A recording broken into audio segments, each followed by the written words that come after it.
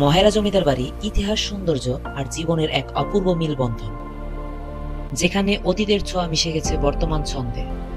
চিড়িয়াখানার প্রাণীদের সরলতা, শিশুদের হাসি আর পুলিশের প্রশিক্ষণ যেন বলে যায় অতীত এখনো বেঁচে আছে এখানেই। So let's the journey begin. Hello everyone, this is SP Shoaib. আগের পর্বে আমি দেখিয়েছিলাম কিভাবে আসতে হয় মহেরা জমিদার বাড়িতে, তার পথ, তার সৌন্দর্য আর তার চিরন্তন ইতিহাসের গল্প।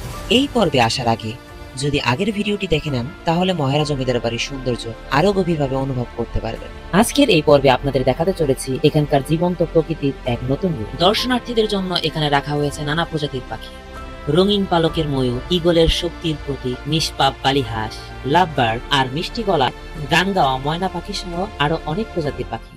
হ্যালো ময়না।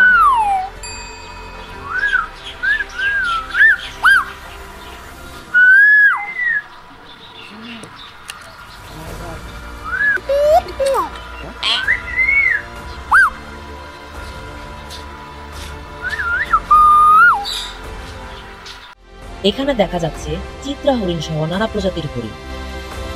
তারা নির্ভয়ে মানুষের কাছে চলে আসে। এই দৃশ্যটা যেন মানুষ আর প্রকৃতির এক হৃদয় স্পর্শী মিলবন্ধন।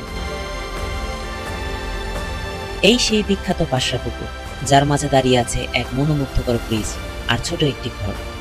চারপাশে নীরব জলরাশি, বাতাসে শান্তির ছায়া। এ যেন প্রকৃতির আঁচলে লুকানো এক স্বপ্নপুরী, ছবি তোলার জন্য এক অপূর্ব স্থান। পাশরা পুকুরের সেই নিস্তব্ধ সৌন্দর্য পেরিয়ে আমি চলে এলাম শিশুদের আনন্দভূমিতে।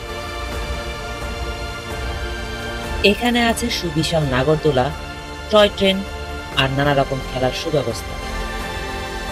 চারদিকে হাসির কলরব, এ যেন ছোটদের স্বপ্নের রাজ্য।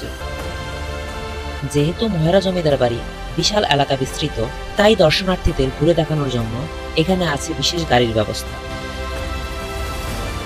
যারা দেশের নিরাপত্তা ও জনগণের সেবায় সর্বদা প্রস্তুত।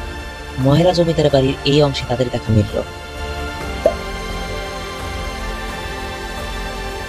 See you in the next video. Take care and stay with SP Shoaib.